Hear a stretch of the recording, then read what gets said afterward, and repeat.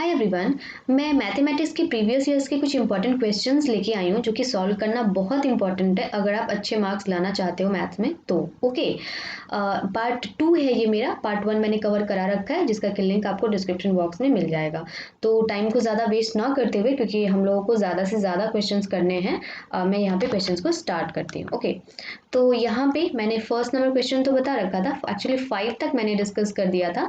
आज हम 6 नंबर करेंगे। ओके, तो देखो 6 नंबर क्वेश्चन में यहाँ पे कह रहा है कि ये एपी का क्वेश्चन है, 4 मार्क्स का है। प्रीवियस ईयर में पूछा गया हुआ क्वेश्चन है, सारे क्वेश्चंस प्रीवियस ईयर्स के ही हैं। ओके, और ज़्यादा पुराने नहीं हैं, 17, 18, 19, 20 के ही हैं। ओके, तो the sum of 4 consecutive numbers, यानी कि 4 लगातार नंबर्स का सम जो कि एपी में है 32 है। ओके, यहाँ पे ये ध्यान रखना कि एपी में है, चारों नंबर्स जो है वो एपी में है। Okay, and the ratio of the product of the first and last terms to the product of two middle terms is 7:15. तो find the numbers. Okay, तो हम सबसे पहले तो यहाँ पे जो गिवन है वो लिख देते हैं। ठीक है, तो यहाँ पे दो चीज़ें हमें गिवन है।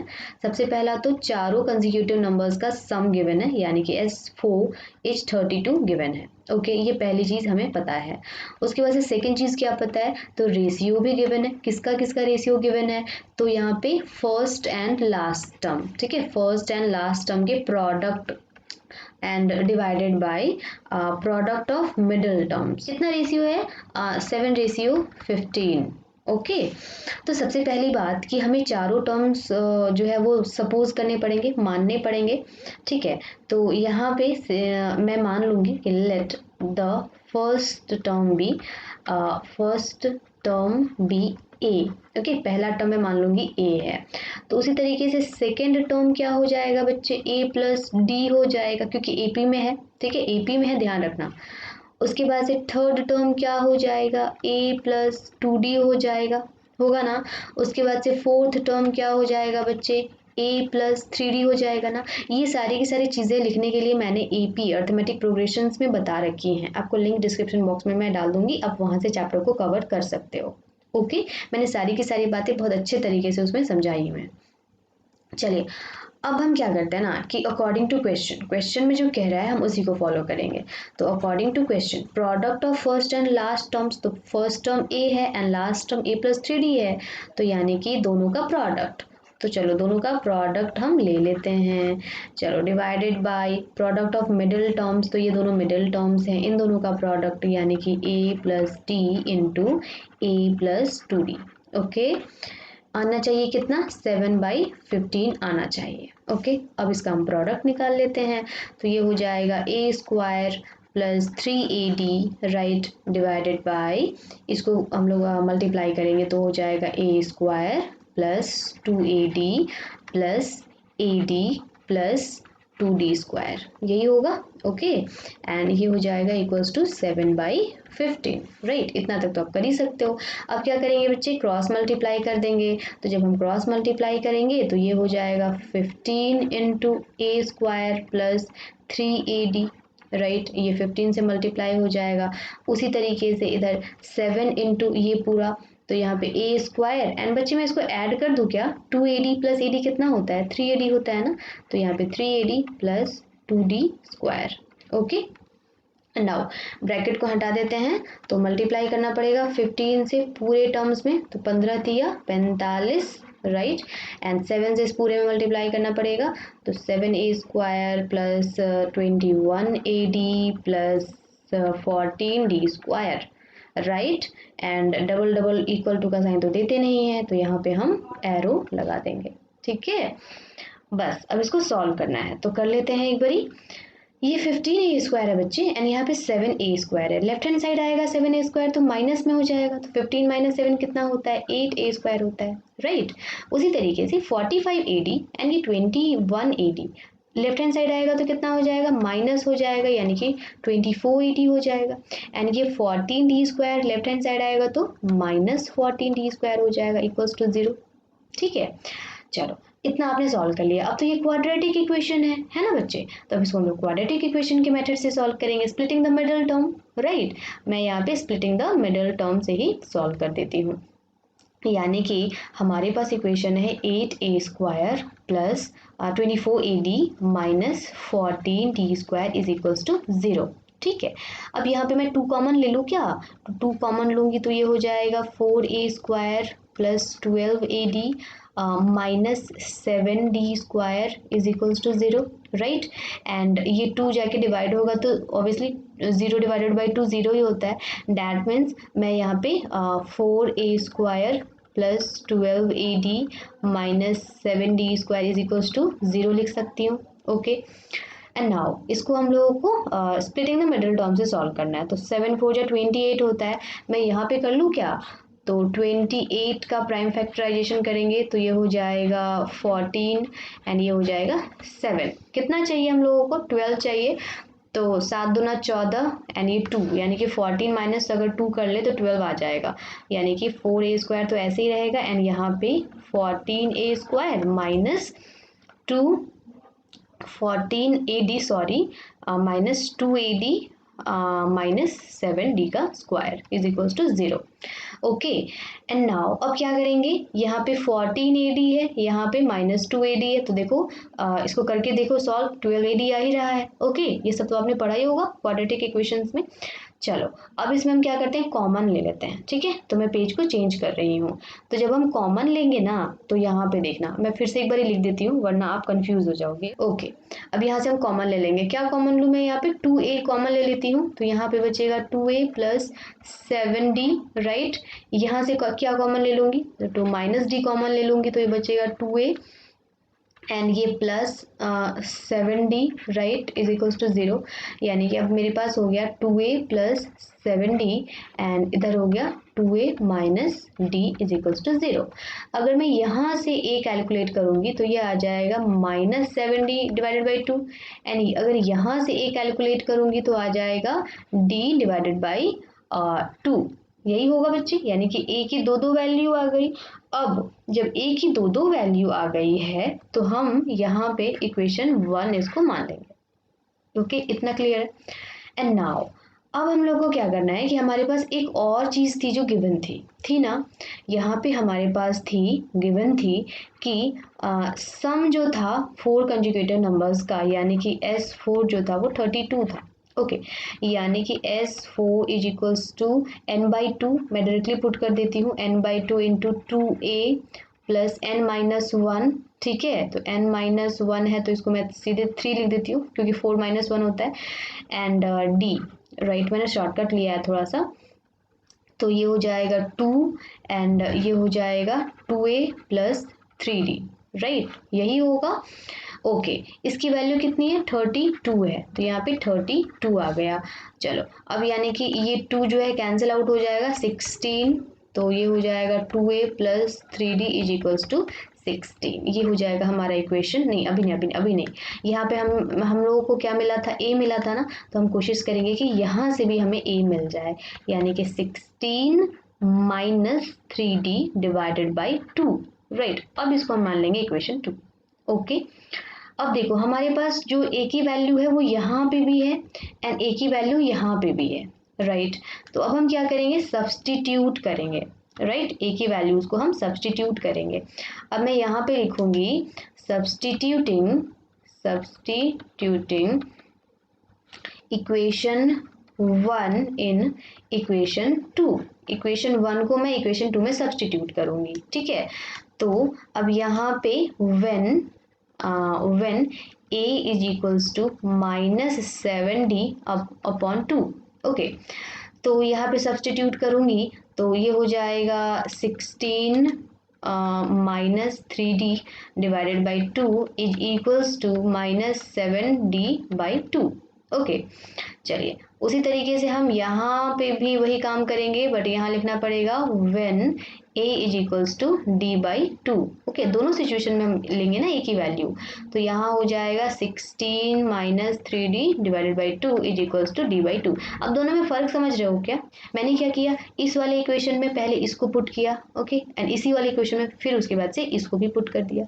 अब इसको हम सॉल्व कर लेते हैं, पुट तो हमने कर दिया, अब इसको सॉल्व भी करेंगे। तो ये तो 2 से 2 कैंसिल आउट हो जाएगा। ठीक है, तो ये हो जाएगा आपका minus 3D plus 7D is equals to minus 16। तो ये हो जाएगा 4 d इज इक्वल्स टू -16, यानी कि कैंसिल आउट हो जाएगा 4 टाइम्स में, यानी कि d इज इक्वल्स टू हो जाएगा -4। ओके, यहाँ पे भी ये 2 से 2 कैंसिल हो जाएगा, तो -3d minus D is equals to -16, तो -4d इज इक्वल्स टू -16, तो माइनस से माइनस कैंसिल आउट हो जाएगा, and your d is equals to ये यहाँ पे भी कैंसिल आउट कर देते हैं 4, यानी कि d इज इक्वल्स टू कितना आ गया, 4 आ गया। ओके, यानी कि यहाँ पे हमारे पास a की भी दो वैल्यूज हैं, d की भी दो वैल्यूज हैं। ओके, तो यानी कि यहाँ पे हमारे पास दो तरह के एपीज बनेंगे, राइट। तो चलो एपी भी बना के देख लेते हैं। अब जब एपी बनाने की बारी आएगी तो हमें तो दोनों ही केस को लेके चलना पड़ेगा, है ना। तो जब हम दोनों केस को लेके चलेंगे तो यहाँ पे मैं इसको घेर देती हूँ। अब मैं इन दोनों केसेस को लेके चलूँगी। ओके, हाँ, तो अब यहाँ पे देखो ज़रा सा, मैं इसका कलर चेंज कर लेती हूँ, 1 मिनट, जस्ट अ सेकेंड। हाँ, अब देखो, जस्ट अ सेकेंड। हाँ, अब यहाँ पे A P when A is equals to -7d divided by 2, okay, and d is equals to -4, क्योंकि जब a जो था -7d/2 था, जब a -7d/2 था तो d की वैल्यू कितनी आई, -4 आई थी। ओके, तो इस केस को लेकर के जब मैं ep बनाऊंगी तो क्या बनेगा, first term. Okay, first term हमारा क्या बनेगा, यानी कि a क्या बनेगा, तो a इज इक्वल्स टू कितना है, -7d/2 है, इसमें d की वैल्यू पुट कर दो। ठीक है, तो d की वैल्यू पुट करेंगे तो -7 इंटू -4 डिवाइडेड बाई 2, यानी कि हो जाएगा 2 से 2 कैंसिल, यानी कि +7×14, ये हो गया हमारा पहला टर्म। अब a पता है तो आप निकाल सकते हो a प्लस डी। ठीक है, तो डायरेक्टली मैं AP ही लिख रही हूँ, तो AP हो जाएगा आपका पहला तो 14, उसके बाद से सेकेंड टर्म क्या हो जाएगा, तो सेकेंड टर्म के लिए a प्लस डी करना होता है, तो a प्लस डी यानी कि 14 प्लस -4। ठीक है, तो 14 प्लस -4 करोगे यानी कि प्लस माइनस माइनस, यानी कि 14 में से डायरेक्टली 4 घटा दो तो कितना हो जाएगा, 10 हो जाएगा, यानी कि सेकेंड टर्म कितना हो जाएगा, 10 हो जाएगा, राइट। चलो, उसके बाद से अब 10 में से फिर से आपको -4 करना पड़ेगा। ओके, तो 10 में, क्योंकि डी की वैल्यू -4 है, तो 10 में से फिर से 4 घटा दो तो कितना हो जाएगा, 6 हो जाएगा, यानी कि थर्ड टर्म क्या हो जाएगा, 6 हो जाएगा। एंड 6 में से फिर से 4 घटा दो, यानी कि फोर्थ टर्म क्या हो जाएगा, फोर्थ टर्म आपका 2 हो जाएगा। ओके, इतनी बात आपको समझ में आई। चलिए, तो ये हो गया हमारा AP। ठीक है ना, अच्छा, इसका सम करके देखो 32 आता है कि नहीं, 14 और 10 24, 24 और 6 30 और 2 32 आ रहा है ना। ओके, अब नाउ अगेन, अब हमें क्या करना है, एक और हमारे पास a और d की वैल्यू है ना, तो उसको छोड़ तो सकते नहीं है ना, तो यहाँ पे हम फिर से क्या करेंगे, उन दोनों a और d की वैल्यू को लेकर के AP बनाएंगे। जैसे कि अब हमने ये वाला तो सॉल्व कर लिया है ना, इस a की वैल्यू ले ली और इस d की वैल्यू लेकर के AP बना ली। अब इस a की वैल्यू एंड इस d की वैल्यू की बारी है। ओके, तो यहाँ पे अब हम क्या करेंगे, फिर से यहाँ लिखेंगे AP when a is equals to just d/2 and d is equals to 4। Okay, तो यहाँ पे a की वैल्यू कितनी हो जाएगी बच्चे, d/2 हो जाएगी, यानी कि d कितना है, 4 है, तो 4/2 हो जाएगी, यानी कि जस्ट 2। ओके, तो हमारा AP कितना आएगा, तो AP आ जाएगा a, मतलब कि पहले तो 2 लिखना होगा, फिर d हमारा 4 है, तो यानी कि इसमें फिर से हमको 4 ऐड करना पड़ेगा, तो यानी कि हो जाएगा 6, फिर से 4 ऐड करना पड़ेगा, यानी हो जाएगा 10, फिर से 4 ऐड करना पड़ेगा, यानी कि 14। अब इन सबको ऐड करो, फिर से वही चीज़ 32 आनी है ना। तो यहाँ पे देखो, यहाँ पे भी सेम चीज़ था, 14 10 6 2, यहाँ पे भी वही था, 2 6 10 14, है ना। तो आपका आंसर यही होगा, या तो आप ये लिखो या फिर आप ये लिखो, दोनों ही सही है।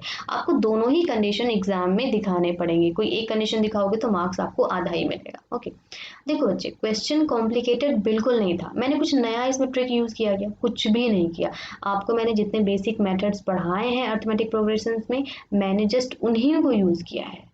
ओके, तो बिल्कुल मत समझना कि क्वेश्चन देख करके कि बहुत टफ है, उसको ट्राई करो, स्टेप्स पे भी मार्किंग मिलते हैं CBSE के एग्जाम्स में। ओके, अब आओ 7 नंबर क्वेश्चन सॉल्व करते हैं। तो 7 नंबर क्वेश्चन के लिए इसमें कह रहा है कि सॉल्व करना है इसको। अच्छा बताओ बच्चे, यहाँ पे a जो है ये 1 है ना। अच्छा ये आपका हो जाएगा A2, ओके, एंड ये सो ऑन है ना, A3 वगैरह वगैरह, एंड ये हो जाएगा an की वैल्यू, n तो पता नहीं है, एंड ये हो जाएगा sum, okay, sum of n terms, क्योंकि कितने टर्म्स है तो पता ही नहीं है, तो सम ऑफ n टर्म्स, राइट। अब यहाँ पे सबसे पहली बात है कि हमको an फाइंड करना है, राइट। यहाँ पे Sn दिया हुआ है, तो हम क्या करेंगे, जो दिया हुआ है वहीं से प्रोसीड कर सकते हैं। तो Sn इज इक्वल्स टू क्या होता है, n/2 into 2a plus n minus 1 into D, यही होता है कि वैल्यू दी हुई है 287, ओके। नाउ n तो पता ही नहीं है तो कोई बात नहीं, यहाँ पे n लिख देंगे, 2 को रहने दो, 2 को मैं इधर लेके जाने वाली हूँ, है ना, लेफ्ट राइट हैंड साइड लेके जाने वाली हूँ। तो यहाँ पे हो जाएगा, अच्छा a की जगह पे 1 पुट करूंगी मैं, यहाँ पे दिया हुआ है देखो, प्लस n-1 ऐसे रहने तो n तो पता ही नहीं है ना। अच्छा d की वैल्यू तो घटा लो, a2 माइनस a1 कर लो, तो 4 माइनस 1 यानी कि 3 आ जाएगा d की वैल्यू, तो यानी कि into 3, right, is equals to 287, हाँ इंटू टू ये वाला, ये डिवीजन में था, राइट हैंड साइड जाएगा मल्टीप्लिकेशन में हो जाएगा, ठीक है। एंड नाउ यहाँ पे हम क्या करेंगे, पहले इसको सॉल्व कर लेते हैं। तो 2 इंटू 1 कितना होता है, 2 होता है, प्लस n-1 इंटू 3, ये हो जाएगा, इसको मैं मल्टीप्लाई कर लूँ क्या, 574 आई थिंक होना चाहिए, है ना, हाँ बिल्कुल यही होगा। अच्छा इसके बाद मैं क्या करूँगी, तो इसके बाद कुछ करना तो है नहीं, मल्टीप्लाई ही कर सकते हैं। तो ये हो जाएगा 2n प्लस 3n, ये n में 3 से मल्टीप्लाई करेंगे तो 3n, एंड फिर यहाँ पे भी n है यानी कि 3n का स्क्वायर, ओके, माइनस 3 × 1 = 3 एंड ये n है यानी कि 3n, okay, is equals to 574, right. तो ये हो जाएगा, अरेंज करके लिख रही हूँ मैं, 3n का स्क्वायर, अच्छा माइनस 3n एंड 2n, तो हो जाएगा माइनस n, है ना, ओके, एंड ये माइनस 574 इज इक्वल्स टू 0, यही होगा क्या। अगर स्प्लिटिंग द मिडिल टर्म से बनाओगे तो इसको मल्टीप्लाई करना पड़ेगा, इससे बहुत ज़्यादा बड़ा हो जाएगा, कॉम्प्लिकेटेड हो जाएगा, तो बेटर है कि आप फॉर्मूला यूज़ कर लो, ओके।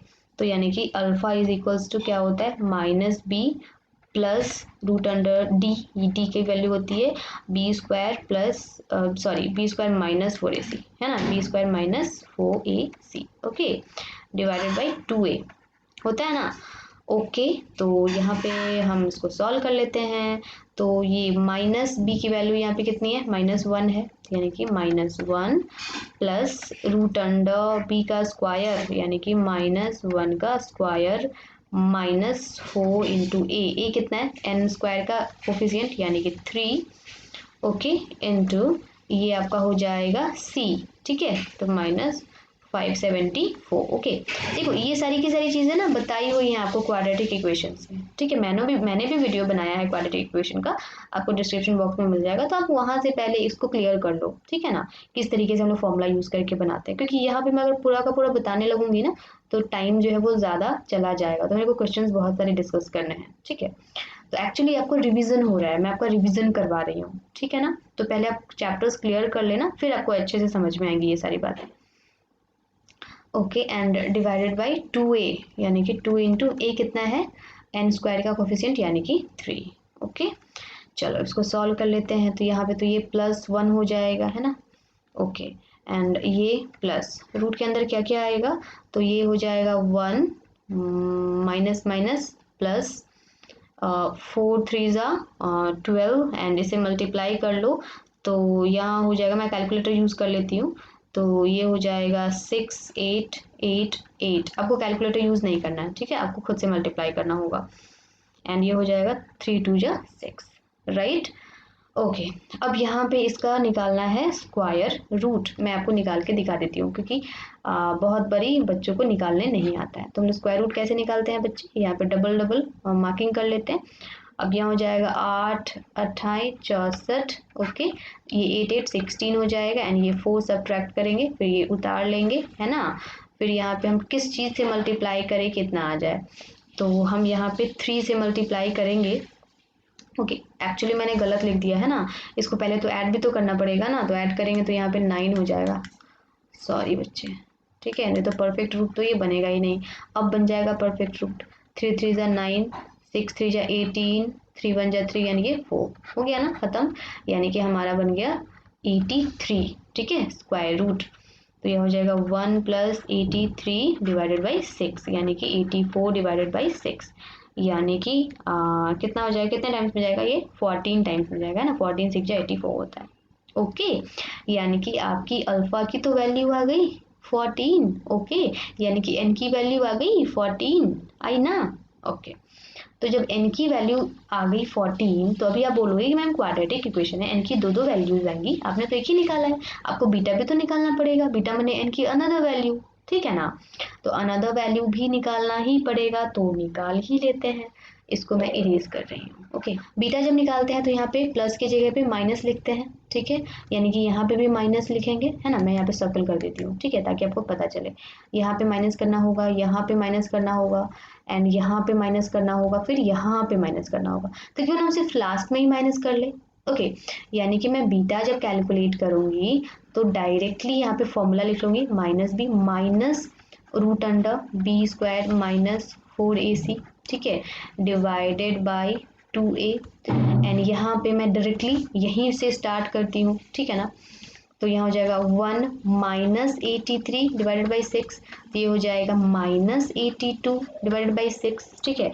तो अब इसकी जो वैल्यू है ये कटेगी, ठीक है, तो कटेगी तो हो जाएगा -41 एंड ये 3 मैंने 2 से कटा दिया। ओके, अब देखो यहाँ पे n की अनदर वैल्यू कितनी आ रही है, -41/3 आ रही है, तो n की वैल्यू तो माइनस में हो नहीं सकती, उसको तो हमेशा होल नंबर में होना चाहिए। ओके, तो यहाँ पे ये कैंसिल आउट हो जाएगा, यानी कि n की वैल्यू कितनी आ जाएगी, 14 आ जाएगी, यानी कि नंबर ऑफ टर्म्स कितने हो जाएंगे, 14 हो जाएंगे, राइट। अब आपको an कैलकुलेट करना है, यानी कि a14 की वैल्यू कैलकुलेट करनी है, ठीक है, आपको an मतलब a14 कैलकुलेट करना है, क्योंकि n की वैल्यू तो पता चल गया ना अभी 14, तो यानी कि इसका फॉर्मूला होता है a plus N minus 1 into D, तो मैं फॉर्मूला लिख देती हूँ a प्लस, अच्छा 14d है तो 13d भी तो लिख सकते हैं, मैंने सिखाया हुआ है। अगर a14 की वैल्यू पता लगानी है तो a प्लस 13d लिख दो, तो a की वैल्यू हो जाएगी 1 एंड ये 13 इंटू डी की वैल्यू कितनी है, 4 माइनस 1 यानी कि 3 है ना, तो 3 यानी कि 1 प्लस ये 39 यानी कि 40 विल बी द आंसर, यानी कि an लास्ट टर्म जो है वो x है जिसकी वैल्यू 40 होगी। ओके, तो देखो क्वेश्चन बहुत ज़्यादा टफ नहीं था, बट यहाँ पे क्या था कि आपसे एग्जामिनर ने एपी का भी क्वेश्चन सॉल्व करा लिया, क्वाड्रेटिक का भी क्वेश्चन सॉल्व करा लिया, है ना, क्वाड्रेटिक का। अब क्वाड्रेटिक का ही नहीं, उसने स्क्वायर रूट का भी क्वेश्चन सॉल्व करा लिया। अब जिस बच्चे को इसका स्क्वायर रूट निकालने नहीं आएगा वो तो फिर भी पूरे के पूरे क्वेश्चन मार्क्स तो नहीं ले पाएगा, है ना, वो यहाँ पे बना के छोड़ देगा, यहाँ तक बना के छोड़ देगा। ओके, इसका स्क्वायर रूट नहीं निकाल पाएगा, या निकालेगा तो उसके बहुत सारे क्वेश्चन छूट जाएंगे, टाइम कम पड़ जाएगा। ओके, इस वजह से आपको हर चीज़ आना चाहिए, मैथ्स में हर चैप्टर एक दूसरे से कनेक्टेड होता है। ओके, तो ऐसा बिल्कुल मत समझना कि एपी है तो एपी के ही क्वेश्चंस पूछे जाएंगे, उसमें क्वाड्रेटिक के क्वेश्चंस नहीं होंगे, क्वाड्रेटिक है तो लीनियर के क्वेश्चंस नहीं होंगे, आपको हर चैप्टर एक दूसरे से कनेक्टेड ही मिलता है। ओके, इस वजह से ये सारे के सारे क्वेश्चंस मुझे लगे कि आपको बताने चाहिए, अगर आपको 100 आउट ऑफ 100 चाहिए मैथ्स में तो, राइट। ओके, तो फिर हम लोग नेक्स्ट क्वेश्चन की तरफ मूव करते हैं। क्वेश्चन नंबर 8, यहाँ पे देखो कोऑर्डिनेट्स आपको बताने हैं। Okay, right the coordinates of point P on x axis. अच्छा, पी के जो कोऑर्डिनेट है वो एक्स एक्सिस पे है, दैट मीन्स y0 हो जाएगा, मैंने आपको बताया है ना, तो ये हो जाएगा y0 which is equidistant from the points. अच्छा, ये इक्विडिस्टेंट भी है तो पहले तो डायग्राम बनाएंगे, है ना, ये हो जाएगा, अरे मेरा लाइन जो है ना वो तिरछा हो गया, कोई बात नहीं, मैं दूसरा लाइन खींच देती हूँ। ये हो जाएगा a एंड ये हो जाएगा पॉइंट b की वैल्यू है 6 0 एंड a का कोऑर्डिनेट है -2 0। अच्छा, इक्विडिस्टेंट है ना, तो देखो बराबर दूरी पे ये हो जाएगा हमारा p। ओके, इसका कोऑर्डिनेट है x तो पता ही नहीं है एंड ये y तो 0 होना है क्योंकि ये x एक्सिस पे है, एक्स एक्सिस पे जब भी होता है तो y0 मान लेते हैं, एंड अगर y एक्सिस पे दिया होता तो हम लोग x0 मानते हैं। क्यों? क्योंकि ये सारे के सारे रीजंस मैंने बता रखे हैं कोऑर्डिनेट ज्योमेट्री जो मैंने पढ़ाया है उसमें। ओके, तो मैं यहाँ पे एक्सप्लेन करूंगी तो टाइम जो है वो ज़्यादा लग जाएगा बच्चे। ओके, अब यहाँ पे देखो, इसको सॉल्व करना है। अच्छा, इक्विडिस्टेंट है यानी कि p is the mid point, right. यहाँ पे मैं लिखूंगी p is the mid point of AB, आप तो समझ ही गए होंगे अब क्या करना है अगर आपने मेरी वीडियोस को फॉलो किए हैं तो।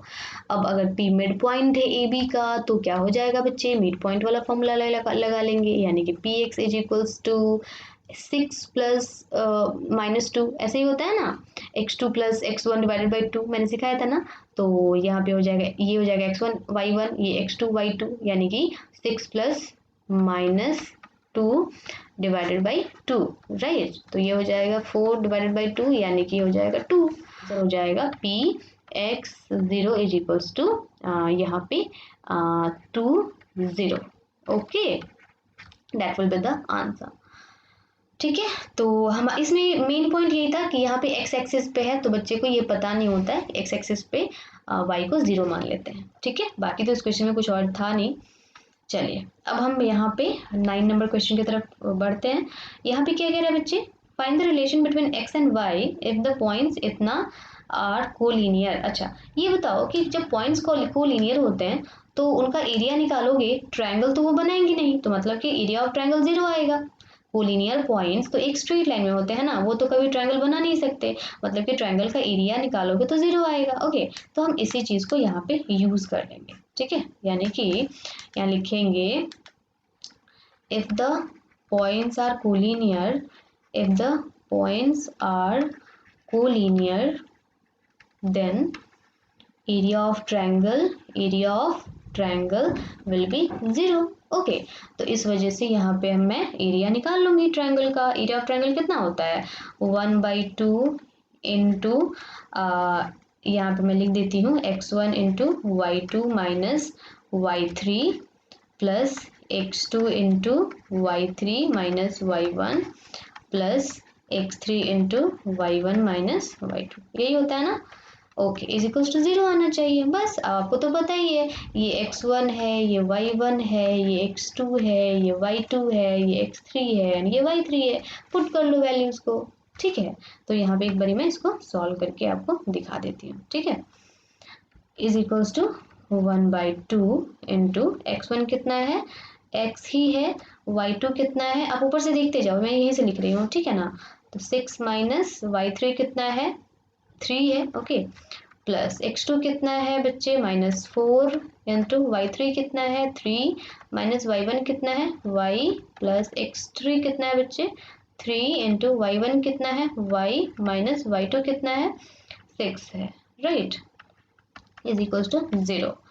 एंड नाउ अब इसको सॉल्व करेंगे बच्चे, तो इसको सॉल्व करेंगे तो ये हो जाएगा 1/2 इंटू 6 माइनस 3 कितना होता है, 3 होता है, तो ये x से मल्टीप्लाई करेंगे तो हो जाएगा 3x, राइट। एंड यहाँ पे देखो प्लस माइनस माइनस होता है एंड यहाँ पे 4 दिया 12, यानी कि हो जाएगा -12, राइट, कोई प्रॉब्लम नहीं होनी चाहिए। ओके, अब यहाँ पे देखो प्लस माइनस माइनस, ठीक है ना, यहाँ पे प्लस माइनस है तो माइनस हो जाएगा, यानी कि -4। ओके, माइनस माइनस फिर प्लस हो जाएगा एंड ये 4y, राइट। इसको थोड़ा ध्यान से बनाना बच्चे, वरना गलती हो जाएगी। यहाँ पे प्लस माइनस माइनस यानी कि 2y एंड यहाँ हो जाएगा माइनस माइनस प्लस 6 दूना 12। Okay, is equals to 0 and यहाँ पे -12 से -12 तो कैंसिल हो जाएगा, यानी कि अच्छा -1 यहाँ पे 1/2 जो है राइट हैंड साइड जाएगा तो उसकी कोई वैल्यू नहीं रहेगी, 0 से डिवाइड होगा तो 0 ही हो जाएगा, यानी कि 1/2 तो खत्म हो गया, यानी कि ये हो गया 3x 4y -2 कितना होता है, 2y होता है। Okay, is equals to 0। बस यही हो गया हमारा आंसर, यही रिलेशनशिप है। ठीक है ना, तो ये हो जाएगा हमारा आंसर, राइट। कितना आसान क्वेश्चन था ना। हाँ, अब यहाँ पे क्या है ना कि बहुत सारे बच्चे सोचेंगे कि यहाँ पे कोलिनियर के लिए एक और चीज़ मैंने बताया था पहले वाले एक्सरसाइज में। ओके, वहाँ पे मैंने बताया था एक लाइन खींचो, एक लाइन खींचो और यहाँ पे A है, यहाँ पे B है, यहाँ पे मान लो C है, ये तीनों पॉइंट्स कोलिनियर है कि नहीं ये प्रूव करना है। तो मैंने वहाँ पे बताया था कि AC का डिस्टेंस प्लस BC का डिस्टेंस को ऐड करोगे तो बराबर होना चाहिए AB के डिस्टेंस के। अगर है तो मतलब कि पॉइंट्स तीनों कोलिनियर हैं और अगर नहीं है बराबर तो मतलब तीनों पॉइंट्स कोलिनियर नहीं है। ठीक है बच्चे, ये वाला उपाय भी सही है पता लगाने का कि जो गिवन पॉइंट्स है वो कोलिनियर है कि नहीं है। बट आपको नहीं लगता कि AC का फिर फॉर्मूला डिस्टेंस फॉर्मूला निकालना पड़ेगा, BC डिस्टेंस फॉर्मूला निकालना पड़ेगा, AB के लिए डिस्टेंस फॉर्मूला निकालना पड़ेगा, है ना? तो ये काफ़ी कॉम्प्लिकेटेड हो जाएगा, टाइम टेकिंग हो जाएगा। तो जब मेरे पास ये एरिया ऑफ ट्रायंगल वाला जो है, तो इस वजह से हम एरिया ऑफ ट्रायंगल्स ही बना लेंगे ना, ठीक है। अब मान लो कि मेरे को दिल्ली जाना है, तो दिल्ली तो पैदल भी जा सकते हैं, तो क्या हम दिल्ली पैदल जाएंगे क्या? अगर मेरे पास फ्लाइट है तो हम फ्लाइट से जाएंगे ना, तो इस वजह से हम यहाँ पे एरिया ऑफ ट्रायंगल का ही यूज़ कर लेंगे, इसका यूज़ नहीं करेंगे, ठीक है। तो मैं इसको इरेज कर देती हूँ, राइट, ओके। अब हम यहाँ पे नेक्स्ट क्वेश्चन की तरफ मूव करते हैं, क्वेश्चन नंबर 10। आओ बच्चे अब क्वेश्चन नंबर 10 सॉल्व करते हैं, okay. Find the value of के, आपको के की वैल्यू बता देनी है pair of equations this and this में, ओके। हाँ, यूनिक सॉल्यूशंस हैं इन दोनों इक्वेशंस के लिए। बच्चे क्वेश्चन नंबर 1 में नो सॉल्यूशन था ना, बट यहाँ पे है यूनिक सॉल्यूशन। यूनिक सॉल्यूशन के लिए एनसीईआरटी ने क्या बताया है? A1/A2 is not equals to B1/B2, यही बताया ना बच्चे, ओके। अब इक्वेशंस पहले तो लिखने पड़ेंगे, 2y इज इक्वल्स टू 5। अच्छा बच्चे, इसको और ज़्यादा मॉडिफाई करके लिखे क्या हम? देखो x plus 2y minus 5 is equals to 0, है ना, एग्जैक्ट जनरल फॉर्म हो जाएगा। ये हो गया हमारा पहला इक्वेशन एंड ये हो गया हमारा दूसरा इक्वेशन, राइट, ओके। यहाँ से हम A1 और A2 की वैल्यू सिलेक्ट कर लेते हैं, मैं आपकी सुविधा के लिए पहले ही लिख देती हूँ, ठीक है। देखो A1 हो जाएगा यहाँ पे x का कोफिशिएंट यानी कि 1, B1 हो जाएगा y का कोफिशिएंट यानी कि 2, C1 हो जाएगा कांस्टेंट टर्म यानी कि -5, ठीक है, यहाँ पे ये -5। उसी तरीके से A2 हो जाएगा x का कोफिशिएंट यानी कि 3, B2 हो जाएगा k एंड C2 हो जाएगा -15, राइट, नहीं सॉरी, मैंने यहाँ पे -15 लिख दिया है ना, +15, ओके। चलो अब यहाँ पे हम क्या करते हैं, A1 की वैल्यू पुट कर देते हैं, तो A1 की वैल्यू 1 डिवाइडेड बाई A2 की value 3 is not equals to B1 की value 2 divided by K, right. Cross multiply करेंगे तो K is not equals to 6। अब देखो बच्चे, K की वैल्यू कितनी आ गई? 6। बट इस स्टेटमेंट का मतलब क्या हुआ? तो इसका मतलब ये हुआ for all values except 6, right? The pair of given equations has unique solution, ठीक है ना। यानी कि 6 के अलावा आप x के जगह 6 के अलावा कुछ भी रख दो तो इन दोनों पेयर ऑफ जो इक्वेशंस है इनके लिए यूनिक सॉल्यूशन होगा, ठीक है ना। बस 6 को नहीं रखना है, राइट, क्योंकि नॉट इक्वल्स टू है।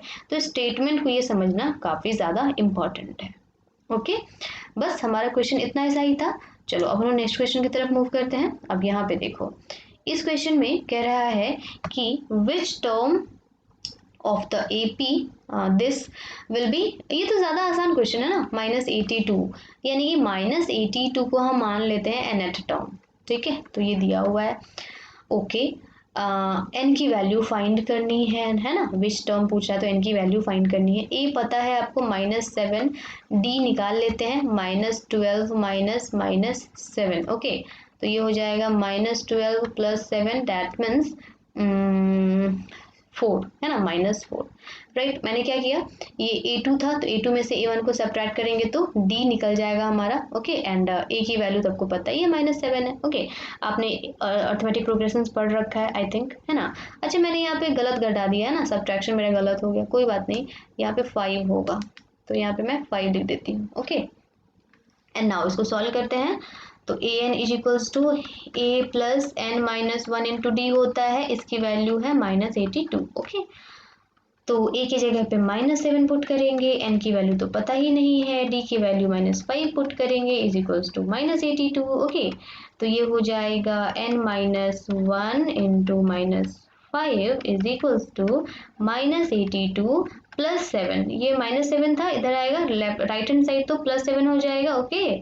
चलो अब हम क्या करेंगे, इसको सॉल्व करेंगे तो n-1 एंड ये हो जाएगा -75, ओके, डिवाइडेड बाई ये आके डिवाइड हो जाएगा -5, तो ये कैंसिल आउट हो गया एंड ये 1 एंड ये 15, राइट।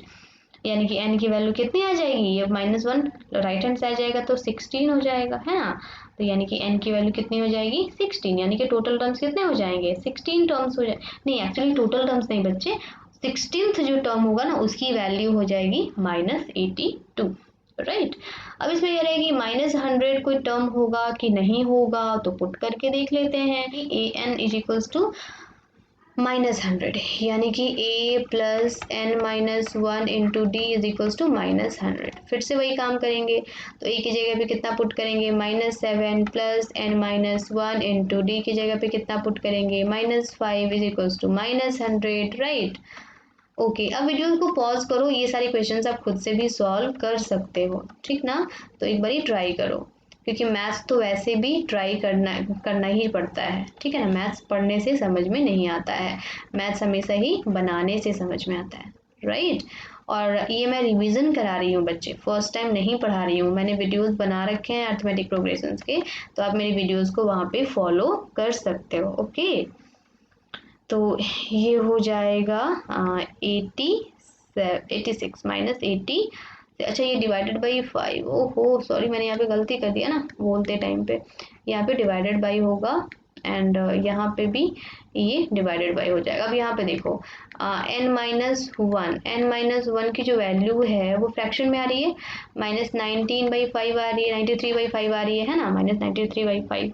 अब यहाँ पे ये तो कभी भी होल नंबर ही होनी चाहिए, है ना, नंबर ऑफ टर्म की वैल्यू, बट ये होल नंबर तो है नहीं, तो इस वजह से हम कह सकते हैं कि -100 जो है वो अरिथमेटिक प्रोग्रेशंस का कोई भी टर्म नहीं हो सकता है, ओके। तो मैं यहाँ पे लिखूंगी, आपको रीजन देना है ना, तो यहाँ पे लिखूंगी n should always be a whole number, n should always be a whole number, okay. But यहाँ पे तो नंबर है ही नहीं, इसलिए लिखूंगी, इसलिए -100 इज नॉट अ टर्म, ठीक है ना, is not a term of the AP, समझ में आई आपको बात, ओके। तो बस बच्चे आज के लिए इतने ही, और बाकी के जो क्वेश्चंस हैं वो मैं अगले पार्ट में आपको पढ़ाऊंगी, ओके, क्योंकि टाइम ज़्यादा हो रहा है, ठीक है। तो मिलते हैं अगले वाले पार्ट में, तब तक के लिए बाय बाय, थैंक यू।